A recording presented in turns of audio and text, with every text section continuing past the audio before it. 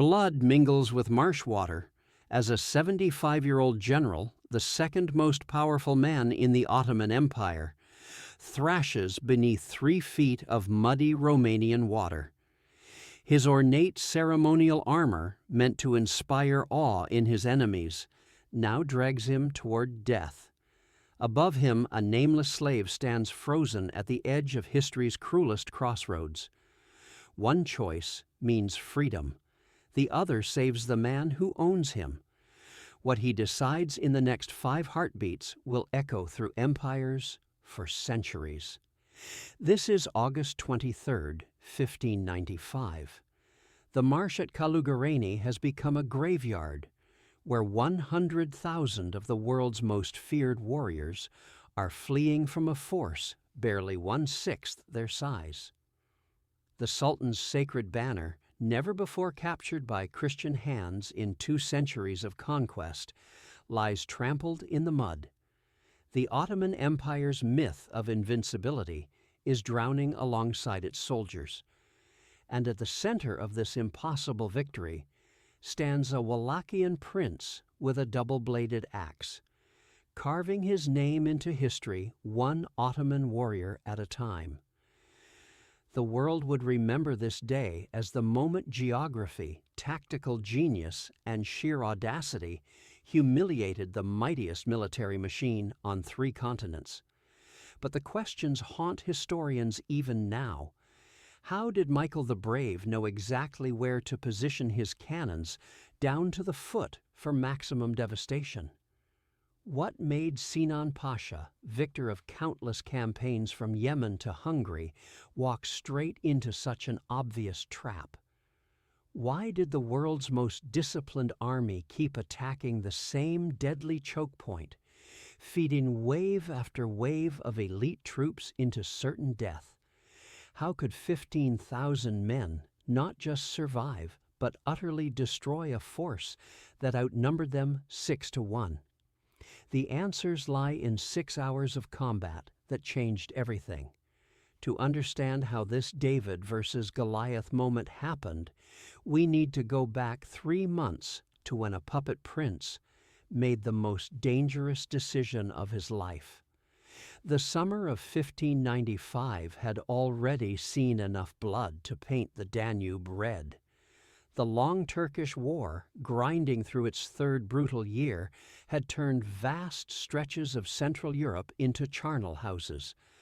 Habsburg and Ottoman armies clashed in a death struggle that seemed destined to continue until one side simply ran out of men to throw into the meat grinder.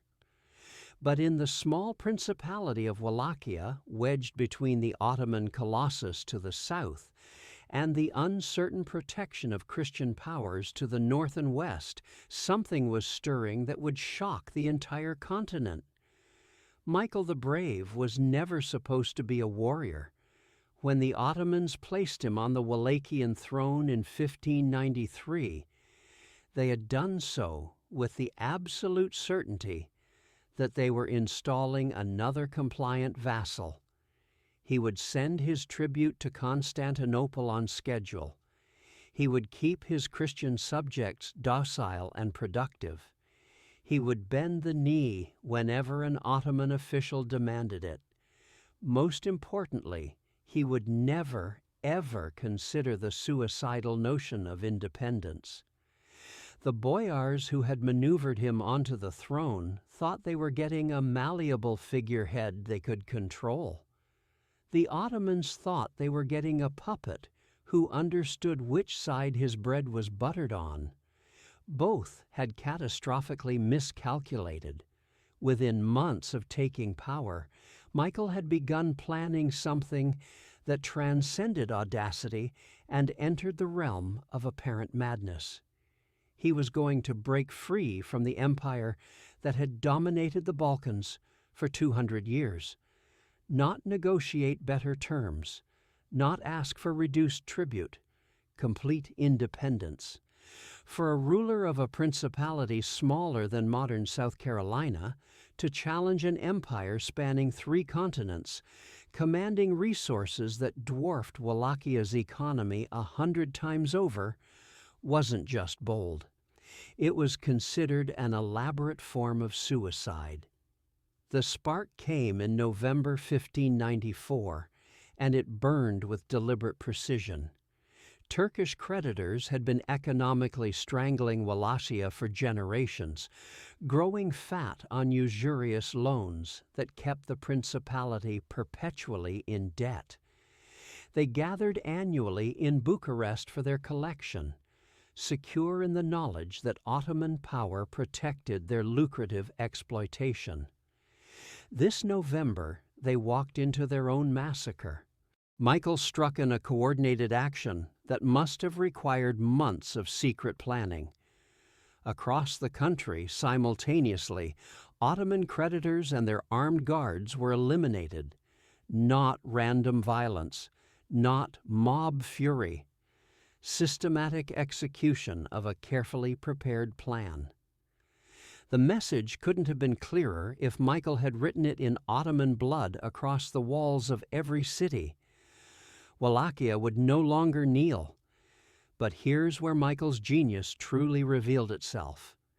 He didn't just rebel, he declared holy war and immediately began conducting a diplomatic offensive that would make Machiavelli proud. Envoys raced to Rome, to Vienna, to every Christian court that might listen. Michael proclaimed himself the defender of Christendom's eastern frontier, the shield against Islamic expansion, the brave Christian prince fighting the good fight against overwhelming odds. For a tiny principality to position itself as the savior of Christian Europe required either breathtaking arrogance or political genius, possibly both. The response from the great Christian powers was predictably cautious. The Habsburgs were locked in their own death struggle with the Ottomans in Hungary. They had neither spare troops nor spare gold for a doomed Wallachian rebellion. Poland watched nervously from the north, caught between sympathy for fellow Christians and terror of Ottoman retaliation. The Papal States offered prayers and moral support, both of which were free and neither of which would stop Ottoman janissaries. Michael had proclaimed himself the defender of Christian Europe. Christian Europe, it seemed, was happy to let him defend it alone.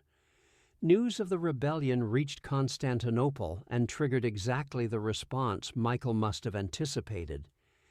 The Ottoman court didn't just mobilize an army, they prepared an apocalypse.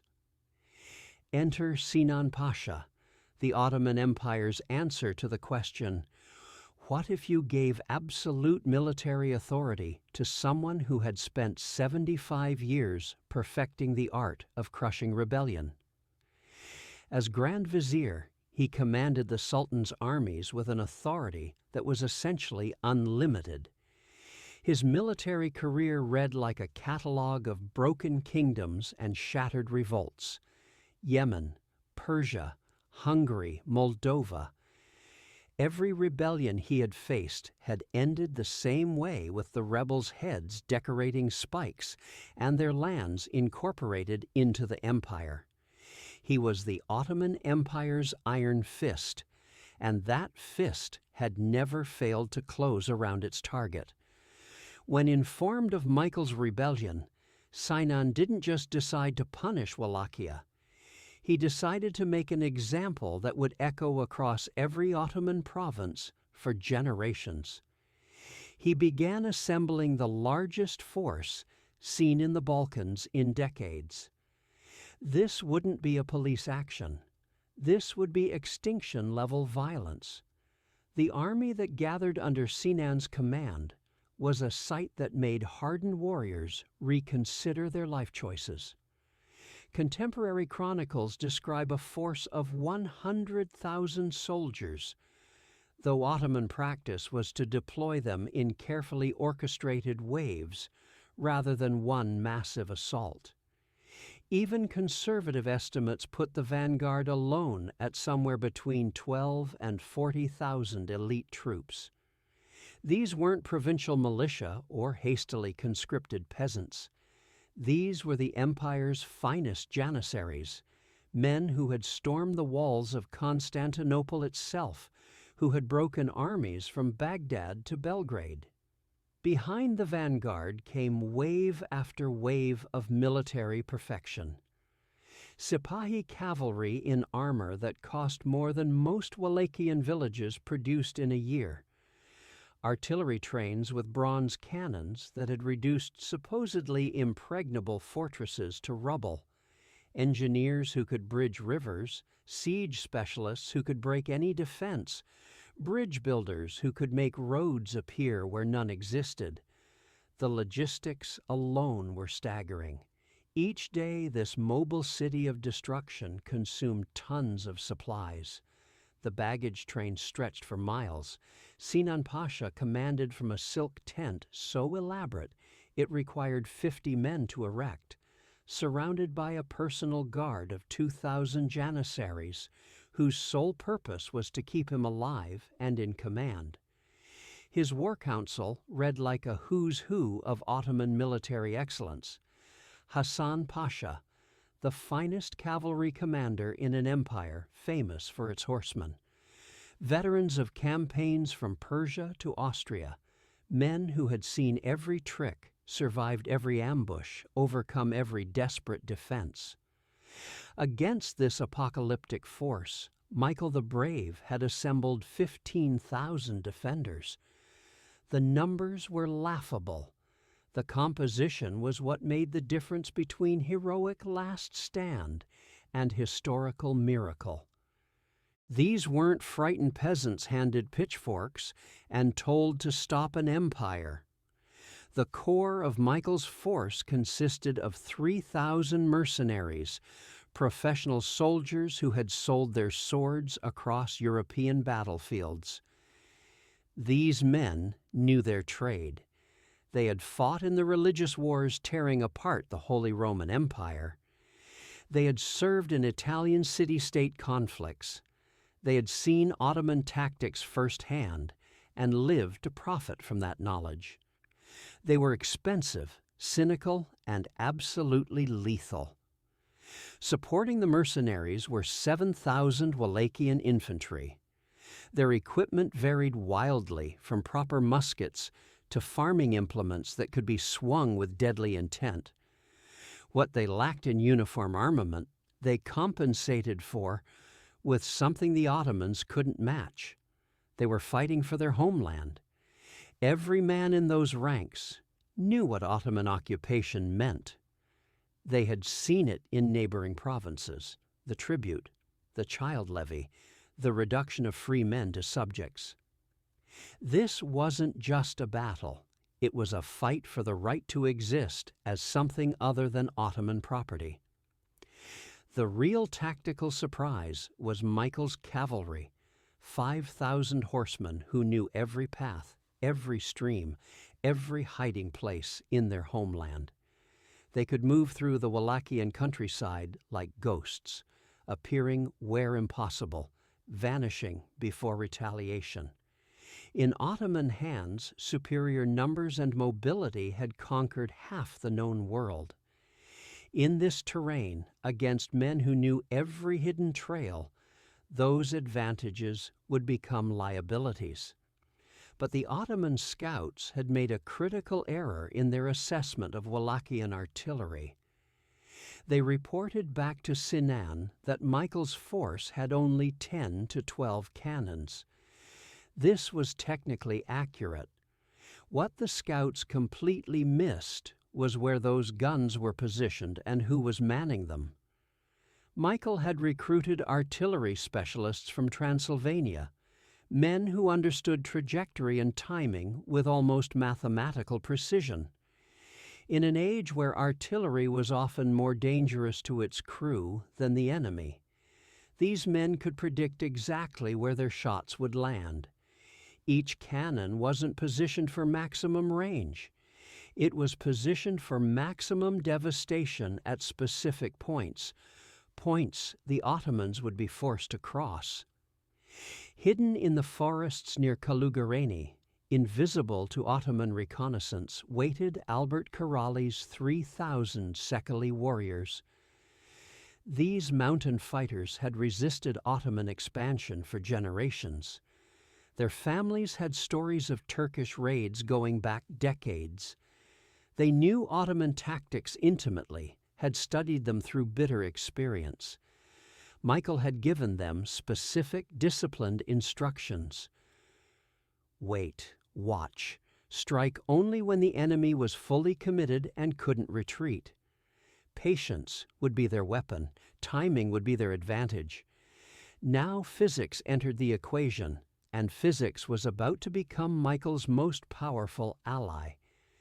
The terrain around Călugăreni was a defender's dream and an attacker's nightmare, though you wouldn't know it from a casual glance. The Neajlov River wound through the landscape, not particularly wide or impressive, but surrounding that modest river was marshland extending for hundreds of yards on either side. In August, after summer rains, this marsh was a treacherous mixture of deep mud, hidden pools, and ground that looked solid until you stepped on it. A man in the heavy armor favored by elite Ottoman troops who ventured off solid ground might never emerge. The marsh didn't kill quickly. It killed slowly, pulling you down inch by inch while your equipment became your execution. The single bridge crossing the Neajlov was perhaps 20 to 30 feet wide, perfect for a merchant's cart, catastrophically narrow for an army. Any military force attempting to cross would be compressed into a column of men packed shoulder to shoulder, unable to maneuver, unable to deploy into proper combat formations. Perfect targets for artillery that had been positioned with mathematical precision. But when Sinan's scouts reported this terrain feature, they described it as a minor obstacle. After all, Ottoman engineers had bridged the Danube itself, had overcome terrain obstacles from the mountains of Yemen to the rivers of Hungary. What was one small Romanian stream? This assessment was technically correct and strategically catastrophic. Michael had spent weeks studying this terrain with the intensity of a man betting his life, his principality, and his people's freedom on getting every detail right. He understood what the Ottoman scouts had missed. Once an army committed to crossing that bridge, the marshy ground would prevent any meaningful deployment on either side. The Ottomans would have to feed their forces piecemeal into a natural killing ground. The forests on either side would mask Wallachian movements while funneling Ottoman advances into predictable, deadly paths. And perhaps most importantly, Ottoman doctrine emphasized aggressive forward movement. Once committed to an attack, their institutional culture made withdrawal psychologically difficult for commanders. They would keep pushing forward even when forward meant death. On the morning of August 23, 1595, both armies took their positions for the dance of death about to begin. The Ottomans made camp 3 miles from the crossing, their colorful tents spreading across the landscape like an exotic, lethal garden. Sinan organized his forces with the efficiency that had made the Ottoman military machine the terror of 3 continents. The vanguard would advance and secure the crossing. Engineers would improve the bridge if necessary, perhaps widening it or reinforcing the approaches. Then the main force would pour through like an avalanche of steel and fury, crushing whatever provincial rabble Michael had managed to scrape together on the far side. It was a sound plan. It had worked 1,000 times before. It would work again. Michael positioned his forces with very different logic. The cannons were hidden behind carefully constructed earthworks, their positions calculated to create overlapping fields of fire at specific distances. Infantry lined the far bank, ready to contest any crossing with musket fire and close combat. His cavalry waited in the forest, invisible to Ottoman observation, ready to strike at precisely timed moments. Every man had been briefed on his role. Every commander knew the signals. This wasn't desperate improvisation. This was a carefully choreographed plan where every detail mattered. As dawn broke on August 23rd, both armies knew this day would be written in blood. Neither could have predicted just how much blood there would be, or whose blood would paint the marsh red. Dawn mist rose from the Neajlov marsh in ghostly tendrils as Ottoman scouts thundered toward the bridge. These were the Empire's finest light cavalry, men who had ridden from Syrian deserts to Hungarian plains, who could navigate by stars and survive on hardtack and hatred. Their mission was tactically straightforward: probe the crossing, assess resistance, report back to command. The simplicity of the mission was deceptive. They never completed it. Wallachian horsemen erupted from the forest like ghosts given murderous form. The first Ottoman scout barely had time to wheel his horse before a Wallachian lance found his chest, the impact lifting him from his saddle and dropping him into the marsh with a splash that sent ripples across the bloodied water.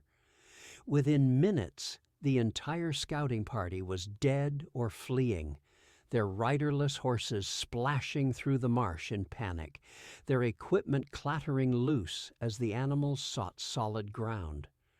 But here's the detail that reveals Michael's tactical sophistication. This wasn't random violence or undisciplined aggression. Michael had specifically ordered his men to let some scouts escape. He wanted them to report back. He wanted Sinan confident. He wanted the Grand Vizier to believe the Wallachians were aggressive but disorganized, brave but ultimately doomed. The psychology of combat often matters more than the physics, and Michael was playing psychological warfare at a master's level. Back at the Ottoman camp, 3 miles from the killing ground being prepared for them, Sinan received the reports with irritation rather than alarm. A few enemy cavalry? Expected. Some resistance at the crossing? Standard. His scouts confirmed what he already believed he knew. The bridge was defended but passable. The Wallachians had earthworks on the far bank, some artillery, maybe some infantry in decent positions. Nothing his vanguard couldn't handle in an afternoon's work. These were elite troops who had stormed fortresses from Baghdad to Belgrade. A bridge defended by provincial soldiers, it would be over by lunch. Sinan ordered 12,000 men forward, the finest soldiers in the Ottoman Empire, men whose very presence had broken enemy morale in a dozen campaigns. They moved with the practiced efficiency of professional warriors who had spent years perfecting the art of coordinated violence. The Ottoman vanguard advanced in formations that would have been beautiful if they weren't so terrifying. Janissaries marched in perfect ranks, their distinctive white caps visible for miles, their bands playing martial music that had struck terror across 3 continents. Behind them came assault troops carrying scaling ladders and siege equipment, ready to storm whatever pathetic fortifications the Wallachians had managed to erect. The morning sun glinted off thousands of helmets and weapons as they approached the fatal crossing, creating a river of reflected light that seemed to promise inevitable Ottoman victory. What happened next defied every military textbook, violated every tactical expectation, and began turning Ottoman confidence into Ottoman catastrophe. As the first Ottoman units reached the bridge approach, they discovered something their scouts had either missed or understated. The ground that had seemed solid from a distance, that had looked firm enough for an army to deploy, turned treacherous the moment significant weight pressed down on it. Horses began to sink into concealed mud that grabbed at their hooves and held them fast. Men in heavy armor found each step increasingly difficult as the ground beneath them tried to claim them. The neat formations that had looked so impressive minutes earlier began to compress and disorder as soldiers searched desperately for solid footing. Michael watched from his position on the far bank, every detail confirming what 3 months of preparation had promised. He had spent those months having his engineers divert small streams, creating additional marshland where nature had only provided hints of it. They had disguised the worst areas with rushes and branches that looked solid but collapsed under weight. Now, as thousands of Ottoman troops bunched up at the bridge entrance like water behind a dam, his artillery captains made their final adjustments, checking angles they had practiced for weeks. The psychological warfare had already begun in ways the Ottomans weren't equipped to understand. As Ottoman troops struggled with terrain that was betraying them, Wallachian drums began a slow, ominous beat that carried across the marsh. Then came the sound that would haunt survivors for decades. The great crack of breaking timber echoed across the marsh. The bridge, weakened by hours of combat, by the weight of thousands of men marching across it, by cannon fire that had shaken its foundations, by the blood and bodies that clogged it, began to collapse. Ottoman soldiers still crossing plunged into the marsh with screams that added to the battle's cacophony. Their heavy armor pulled them down immediately. The only escape route was gone. This single moment would haunt Sinan Pasha forever, assuming he survived the next few minutes. The Grand Vizier, finally moving forward personally to rally his troops after watching his army disintegrate from a distance, found his horse stumbling in the marsh. The animal, maddened by the smell of blood and the chaos of battle, by instinct screaming at it to flee, threw the second most powerful man in the Ottoman Empire into 3 feet of muddy water. Sinan Pasha, weighed down by ceremonial armor meant to inspire awe rather than survive immersion, began to drown. What happened next remains one of history's great what-ifs, a moment where individual choice altered the course of empires. A nameless slave, whose name history failed to record, whose origin remains unknown, saw his master struggling in the marsh. Here was freedom handed by fate itself. The man who owned him, who could sell him or kill him on a whim, was drowning. No one would know if the slave simply walked away. In the chaos of battle, who would notice one more person fleeing? He could disappear into the confusion, make his way to freedom, live the rest of his life as his own man rather than another's property. Instead, this forgotten hero made the choice that saved the Ottoman command structure from complete decapitation. He plunged into the water and dragged Sinan to safety. His decision probably prevented an even greater Christian victory. Had Sinan drowned, the Ottoman forces might have collapsed entirely. The slave's mercy preserved the Grand Vizier's life, and with it, the empire's ability to reorganize and return. Michael himself was now only yards from the Ottoman command group, his axe still rising and falling with mechanical precision. Wallachian chronicles, admittedly prone to exaggeration but consistent in their core details, claimed he personally cut down 3 Janissary officers trying to protect their leadership. His axe, red with blood from tip to handle, had become an instrument of divine vengeance in the eyes of his men. Ottoman resistance didn't just break, it evaporated like morning mist under the sun. The retreat became a rout, then transformed into outright massacre. Ottoman soldiers threw away weapons, shed armor, abandoned anything that might slow them down. They trampled their own wounded in desperation to escape the nightmare the marsh had become.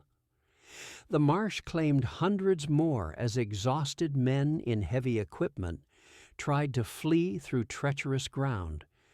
Wallachian cavalry pursued relentlessly, cutting down fugitives without mercy, repaying years of Ottoman occupation with interest. The next 60 seconds would determine the fate of nations, the future of the Balkans, possibly the course of European history. Michael faced a crucial decision that separated great commanders from merely competent ones. His men were scattered across miles of battlefield, exhausted from 6 hours of the most intense combat most had ever experienced. The Ottoman camp, rich with plunder that could fund Wallachia's defense for years, lay almost defenseless. Its guards had fled or died. But somewhere in that chaos, 60,000 fresh Ottoman troops remained uncommitted. The reserves that Sinan had held back were finally moving. Push too far, pursue too aggressively, and victory could become disaster. The Wallachians could find themselves surrounded, exhausted, outnumbered by fresh troops. "Reform the lines!" Michael's order rang out across the battlefield with absolute authority. "Let them run!" It was the decision that marked him as a great commander rather than merely a brave one, as a strategist rather than merely a warrior. The pursuit was called off despite protests from men drunk on victory and bloodlust. Wallachian forces began the grim work of consolidating their victory, treating their wounded, securing their positions. The Battle of Călugăreni was over. The Ottoman age of invincibility had drowned in Romanian mud. The sun was barely past its zenith when the killing finally stopped. The marshy plain of Călugăreni had become an open-air charnel house that would scar the landscape for years. As the last Ottoman fugitive splashed desperately through blood-stained waters, Michael the Brave surveyed a victory that defied all military logic, all reasonable expectations, all historical precedent. The bridge that had promised Ottoman glory had become a monument to their humiliation. It was clogged with so many bodies that the Neajlov River had actually changed course, seeking new channels through the marsh rather than flow through the corpse dam. The smell would linger for months. The memories would last forever. The immediate task was preventing an Ottoman counterattack. Michael's commanders begged him to pursue, to turn tactical victory into strategic annihilation. The Ottoman camp lay nearly defenseless, its guards fled or dead. Inside waited the war chest of the empire, gold sufficient to fund Wallachia's defense for years. More importantly, Sinan Pasha himself was somewhere in that chaos, wounded and vulnerable according to reports. One more push might end Ottoman power in the Balkans forever. But fate, as always, had a twisted sense of humor and timing. Even as Wallachian soldiers began the grim work of stripping the dead and tending their wounded, Ottoman drums began beating in the distance with ominous rhythm. The uncommitted reserves, 60,000 fresh troops who hadn't yet faced Wallachian fury, were finally moving forward. Michael's scouts reported massive formations approaching from the east. The Grand Vizier, saved by his nameless slave's mercy, had managed to rally the remainder of his army. The battle was won, but the war was far from over. This is where military genius separated from mere courage, where strategy overcame the temptation of pursuing a beaten enemy. Michael ordered an immediate tactical withdrawal. His men protested loudly. They had won. The field was theirs. The enemy was broken. But their prince understood what exhaustion and victory drunkenness prevented them from seeing. His 15,000 men, now reduced to perhaps 13,000 effective fighters after casualties and exhaustion, were scattered, low on ammunition, emotionally drained. The Ottoman reserves were fresh, furious, eager to avenge their comrades, and still vastly outnumbered the Wallachians. The withdrawal was a masterpiece of controlled retreat that military historians would study for centuries. Wallachian units pulled back in sequence, each covering the others with disciplined precision. The captured Ottoman artillery, 15 precious bronze cannons that represented enormous wealth and military power, were dragged away by requisitioned horses. The Sultan's banner, that priceless symbol of Ottoman humiliation, was carefully preserved and would eventually be displayed in Wallachian churches. Even the wounded were evacuated, carried on improvised stretchers by their comrades, because Michael refused to leave his men behind. But the real victory was written in Ottoman blood that stained the marsh for months afterward. As burial parties later worked to clear the killing ground, a task that would take weeks, the scale of the disaster became horrifyingly apparent. Conservative estimates placed Ottoman losses at 10 to 15,000 dead and drowned. Some chronicles claimed the number reached 20,000. The elite Janissary Corps, the empire's premier infantry, had been gutted. Hassan Pasha's cavalry, the finest horsemen in an empire famous for its mounted warriors, had lost a third of their strength. Wallachian losses? Perhaps 1,000 dead, 2,000 wounded, a 10-to-1 casualty ratio that belonged in mythology rather than military history. But numbers alone, however staggering, couldn't capture the battle's true impact on history. The Ottoman Empire's aura of invincibility, carefully cultivated over 2 centuries of almost unbroken conquest, had been shattered in 6 hours. The psychological impact would ripple across the Balkans for decades. Every subject province would remember that the supposedly unstoppable Ottomans had been beaten not by a great power with unlimited resources, but by a small principality with courage and cunning. Here's what the Ottoman chronicles tried to hide, what official histories glossed over or omitted entirely. The psychological devastation was worse than the physical losses. Janissaries who had stormed the walls of Constantinople itself had fled from Romanian peasants. The Sultan's sacred banner was gone, carried off as a trophy by Christian rebels.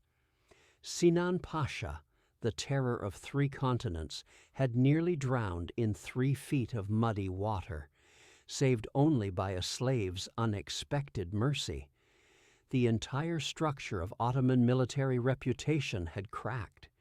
The immediate aftermath revealed character on both sides, showed that even in history's darkest moments, humanity could occasionally shine through.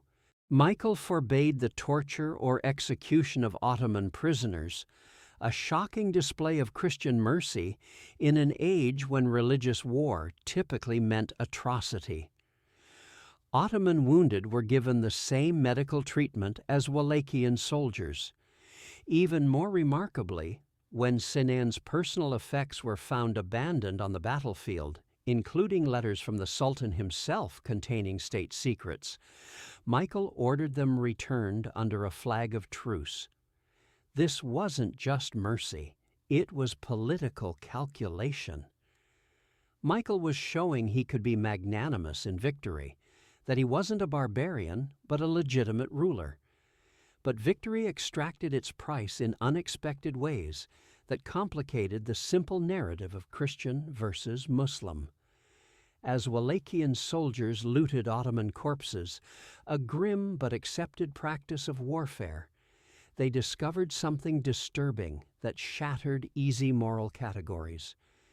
Many of the dead weren't Turkish at all. They were Christians.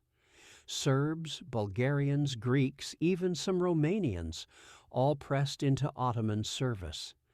Men who shared their faith had died trying to destroy their freedom. The moral simplicity of Christian versus Muslim collapsed into the complex reality of empire versus independence, of coerced service versus voluntary resistance. The captured Ottoman artillery revealed another uncomfortable secret. These weren't just any cannons. Several bore the marks of Christian foundries, sold to the Ottomans by merchants who valued profit over religious solidarity. The same European powers that proclaimed themselves defenders of Christendom had armed its enemies for gold. Michael ordered these particular pieces melted down, their metal reforged into church bells that would ring Wallachia's freedom across the countryside. As night fell on August 23, 1595, the full magnitude of what had occurred began to sink in across Europe. A principality everyone had written off as doomed had bloodied the nose of the world's mightiest empire. David had not just faced Goliath, he had left him bleeding and humiliated in the mud. Word spread like wildfire across a continent that desperately needed good news. In Vienna, the Habsburg Emperor received the reports with stunned disbelief that gradually transformed into cautious hope. In Rome, the Pope ordered Te Deum sung in every church, prayers of thanksgiving for an impossible victory. In Constantinople, Sultan Mehmed III would reportedly rage for days when informed of the disaster, demanding explanations that his shaken commanders couldn't provide. But Michael knew the truth that victory couldn't obscure. This wasn't an ending. It was merely a beginning. As he watched the sunset paint the marsh red, eerily mimicking the day's slaughter in crimson and gold, he was already planning his next moves. The Ottoman Empire would return, stronger and more determined. Today's victory had bought time and reputation, nothing more. The question that haunted him was whether it would be enough. The Battle of Călugăreni echoes through history as one of warfare's great paradoxes, a tactical masterpiece that couldn't prevent eventual strategic defeat. Within months, massive Ottoman reinforcements would force Michael to abandon Bucharest. Within years, the hero of Călugăreni would die, assassinated by rivals, his dream of a united Romanian state unfulfilled. Yet those 6 hours of August 23, 1595, had changed something fundamental in the relationship between empire and subject, between conqueror and conquered. Modern military academies study Călugăreni as a textbook example of terrain exploitation and force multiplication. Michael's use of the marsh-bridge combination created what tacticians call a force multiplier, making each defender worth 6 or 7 attackers.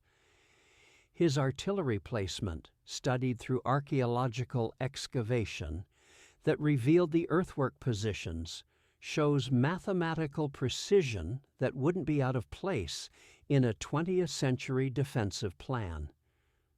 The controlled withdrawal after victory demonstrates strategic wisdom rarely seen in commanders drunk on battlefield success. The defeat haunted Ottoman military planning for decades. Never again would they underestimate Romanian resistance. Never again would they assume numerical superiority guaranteed victory. The loss of the Sultan's banner, eventually returned through diplomatic channels, but forever tainted by capture, became a symbol of Ottoman vulnerability that encouraged rebellions from the Balkans to the Arab provinces. For Romanian national identity, Călugăreni became sacred ground. The monastery Michael built in gratitude still stands, its bells cast from captured Ottoman bronze still ringing across the countryside. Every August 23rd, Romanians remember the day when their ancestors proved that courage and cunning could humble an empire. The battle entered folklore, growing with each retelling until Michael's axe could supposedly split 3 enemies with one blow, and the marsh swallowed entire Ottoman regiments in minutes. The deeper lesson transcends nationality or era, speaking to fundamental truths about power and resistance. Călugăreni proves that military dominance exists only within specific contexts. Change the context, force the enemy to fight where their advantages become liabilities, and David can indeed defeat Goliath. The Ottomans brought the wrong army to the wrong place, pushed forward by institutional arrogance that confused reputation with reality. Consider what this means for any era's dominant powers. The British Empire would learn it in American forests during the Revolution. Napoleon would learn it in Spanish mountains during the Peninsular War. The lesson repeats through history with mathematical regularity. Whenever military might meets determined resistance on chosen ground, when the strong are forced to fight on the weak's terms, outcomes become unpredictable. Technology changes, empires rise and fall. But the fundamental truth remains constant. The weak can defeat the strong by refusing to fight on the strong's terms. Now you understand why 15,000 defeated 100,000, not through miraculous divine intervention, but through brilliant exploitation of every possible advantage. Michael the Brave turned Wallachian weaknesses into Ottoman disasters. Limited forces became concentrated firepower through superior positioning. Defensive positioning became offensive opportunity through perfect timing. Even the retreat became victory preservation through strategic wisdom. The Ottoman Empire would endure for another 3 centuries after Călugăreni, conquering more territory, winning more battles, maintaining its position as a great power. But something died in that Romanian marsh that August day. The myth of inevitable Ottoman conquest drowned alongside thousands of Janissaries.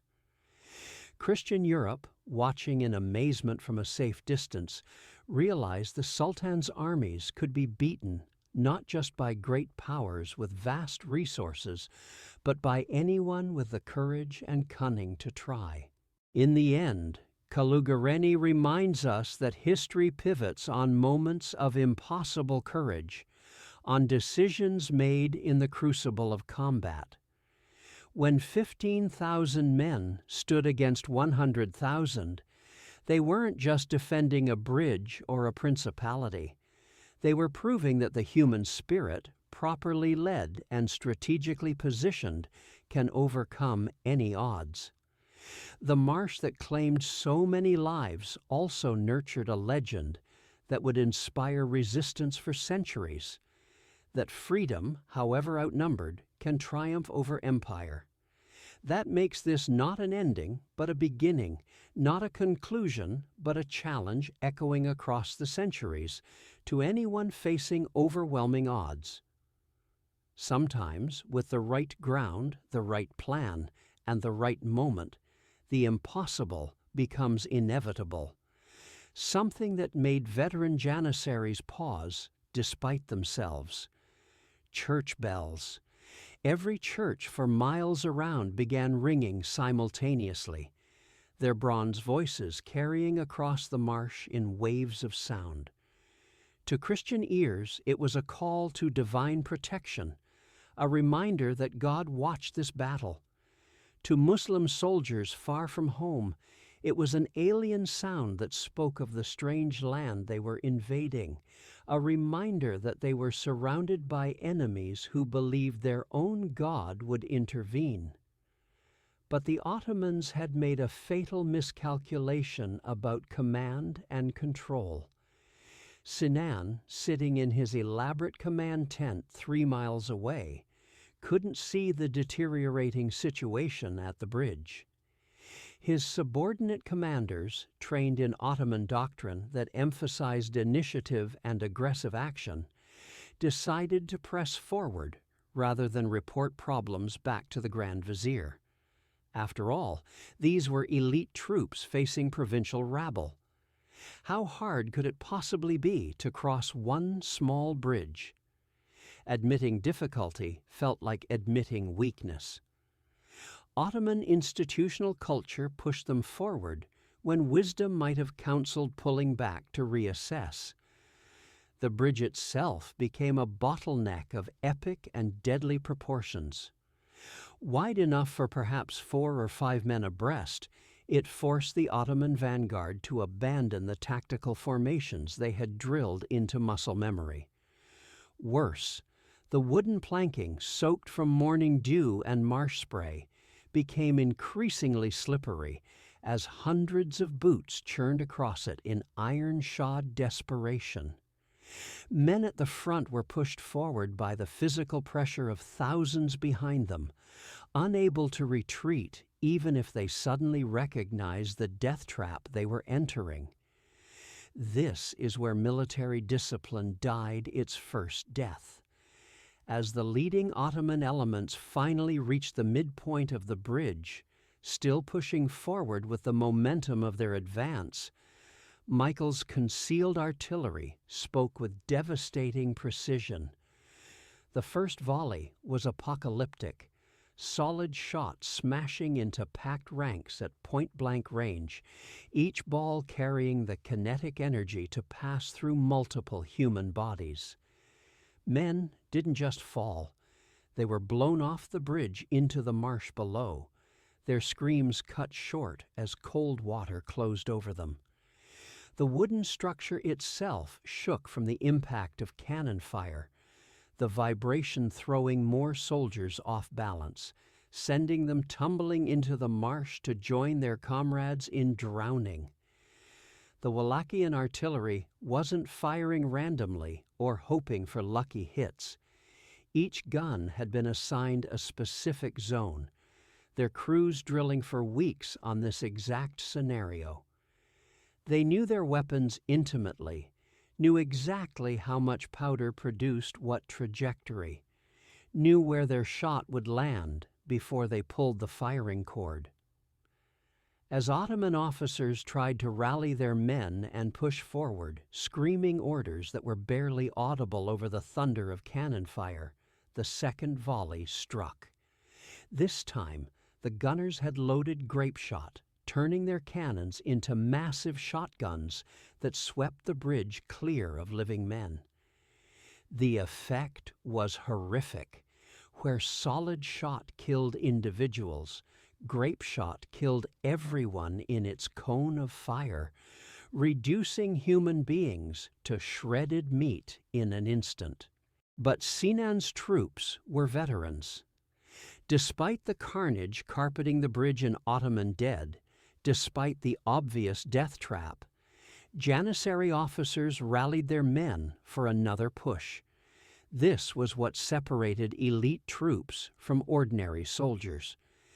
The ability to advance through hell itself because discipline and training overrode the survival instinct, screaming at them to run. Drums beat the advance. Religious banners were raised high, reminding men they fought for Allah and the Sultan. The empire's finest infantry prepared to do what they did best, advance through impossible odds to achieve victory. They surged onto the bridge again, stepping over their dead comrades, their boots slipping in blood mixed with marsh water, screaming war cries that had echoed from Vienna's walls to Baghdad's gates. This is where heroes and cowards revealed themselves, where character was tested in the crucible of combat that spared no one. A Janissary captain named Mehmet, whose name deserves to be remembered for courage if nothing else, led the third assault personally. Sword in hand, his white cap marking him as an obvious target, he charged onto the blood-slicked bridge with his men following because he led from the front. They made it 3/4 across, actually reaching the point where they could see the Wallachian defenders clearly before concealed musket fire erupted from positions Michael had carefully prepared. Mehmet fell with 3 bullets in his chest, his body tumbling into the marsh to join hundreds of others, his final view of the world, the gray Romanian sky above him. The morning's combat had lasted less than 2 hours, but already the bridge approaches were carpeted with Ottoman dead in layers. The marsh waters ran red, the natural channels struggling to disperse the sheer volume of blood being added. Wounded men cried out in Turkish, Arabic, Persian, and a dozen other languages of the empire's vast territories, their pleas for help or water or mercy blending into a chorus of agony. And still, incredibly, the Ottoman command pushed more men forward. Institutional momentum had taken over. No one wanted to be the commander who admitted defeat. No one wanted to report back to Sinan that the crossing was impossible. Then Sinan made the decision that would haunt Ottoman military historians for centuries. Sinan Pasha's order echoed across the Ottoman camp with the weight of absolute authority. Send in Hassan Pasha's cavalry, find another crossing, flank them. It was sound tactical thinking that would become a strategic disaster.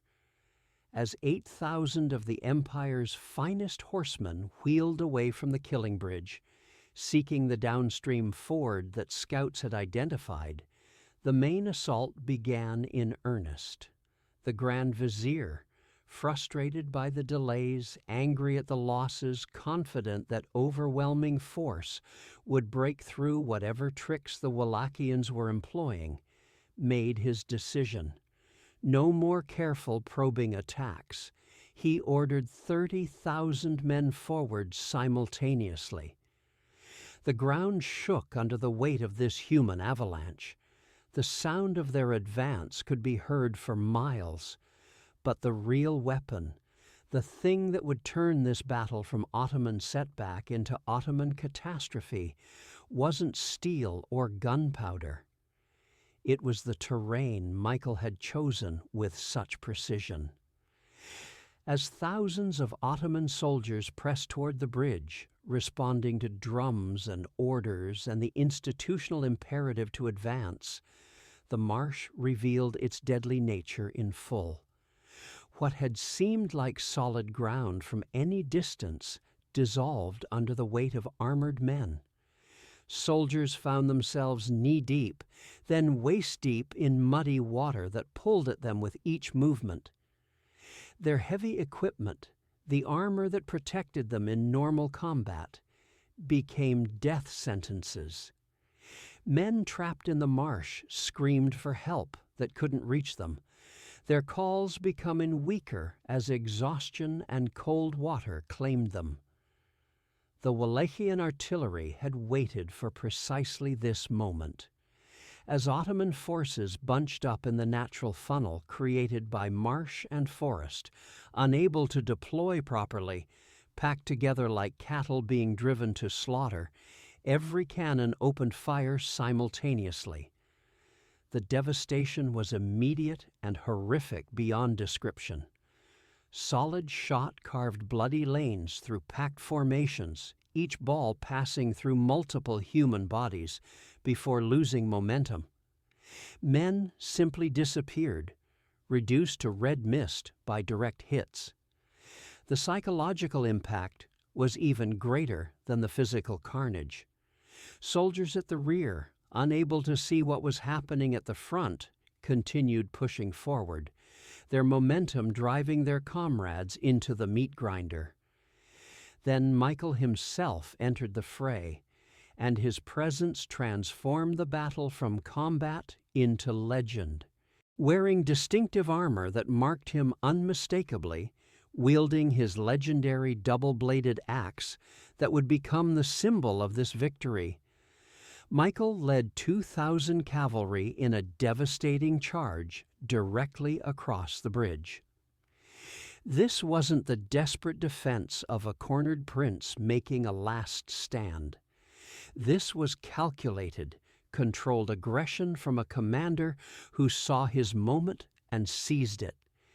The Ottomans, pressed together so tightly they could barely raise their weapons, unable to maneuver in the confined space, couldn't form proper defensive formations.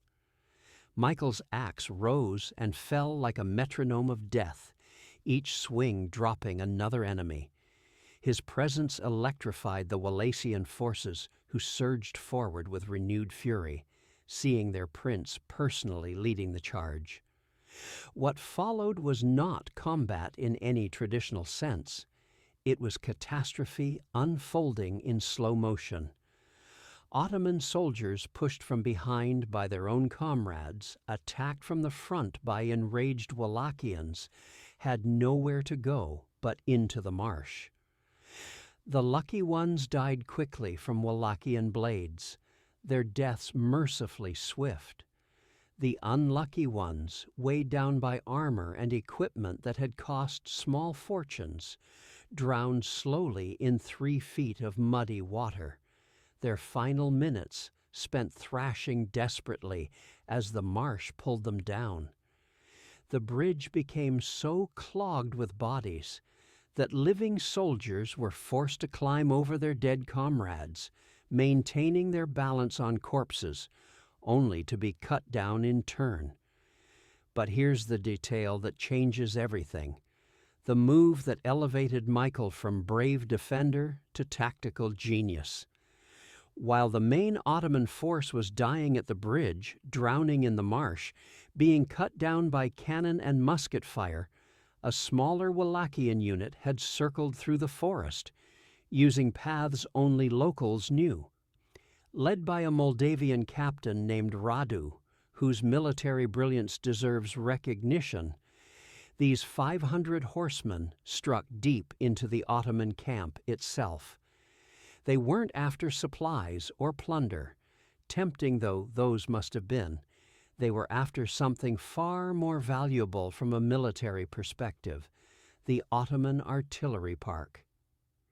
As Sinan's attention remained fixed on the bridge disaster, unable to tear his focus away from the unfolding catastrophe, Radu's men overran the lightly guarded cannons with shocking speed. Within minutes, they had spiked or captured 15 pieces of Ottoman artillery, rendering the Empire's own weapons useless metal. The psychological impact of this loss would only become clear later, but the immediate tactical advantage was enormous. The Ottomans had lost their counter-battery capability. The first phase of the battle had lasted 90 minutes.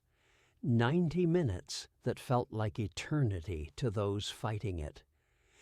The bridge approaches were carpeted with Ottoman dead in layers so thick you couldn't see the ground.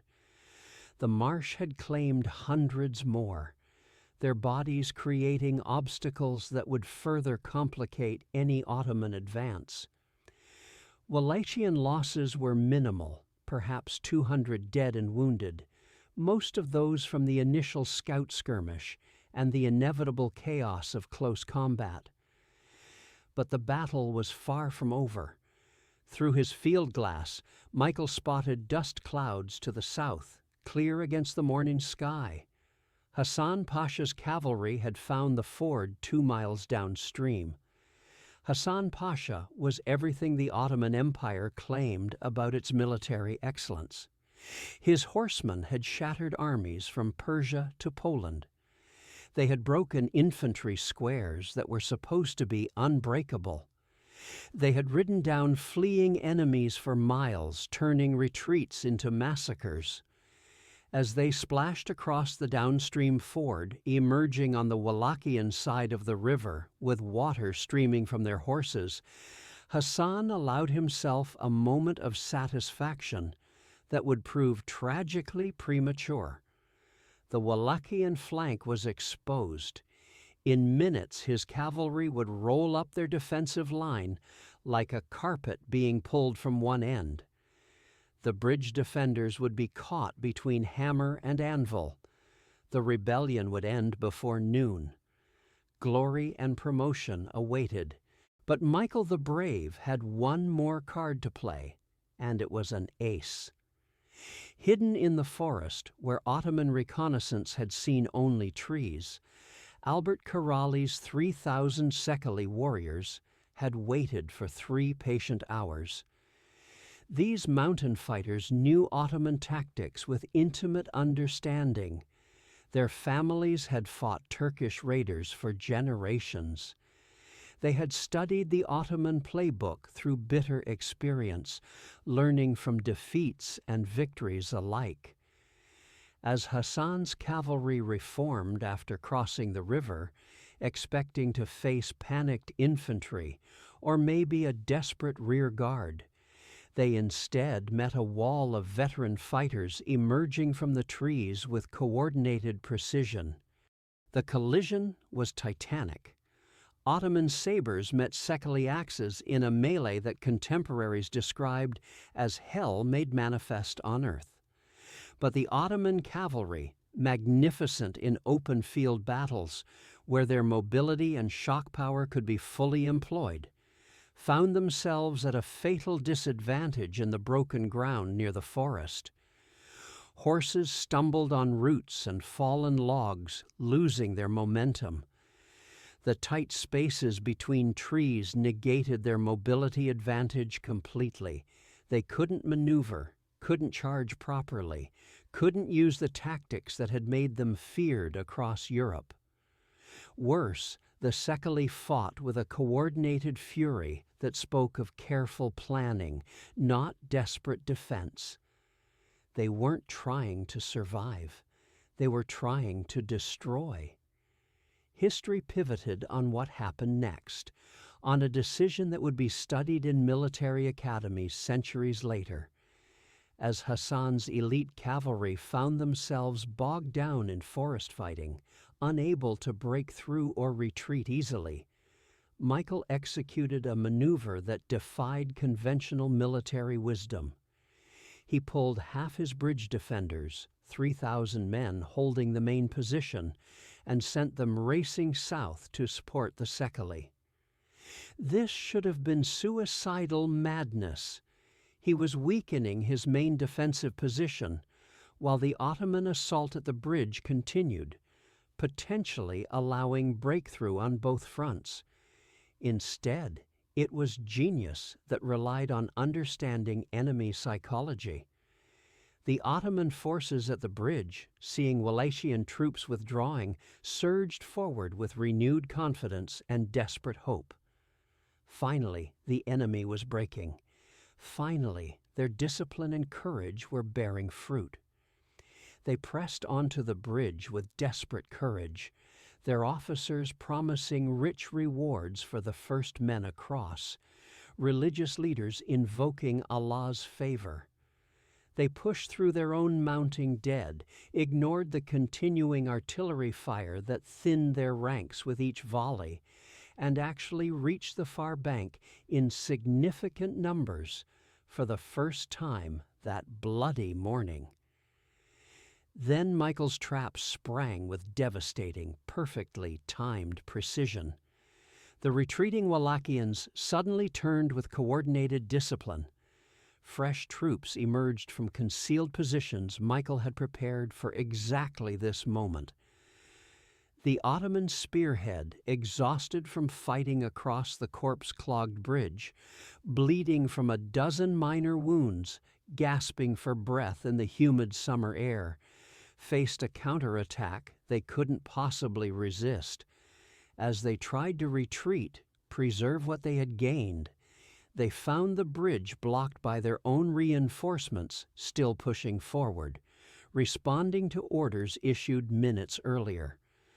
No one could communicate fast enough to stop the disaster unfolding. Panic spread like wildfire through dry grass. But the battle's strangest twist, the moment that would become legend, was yet to come.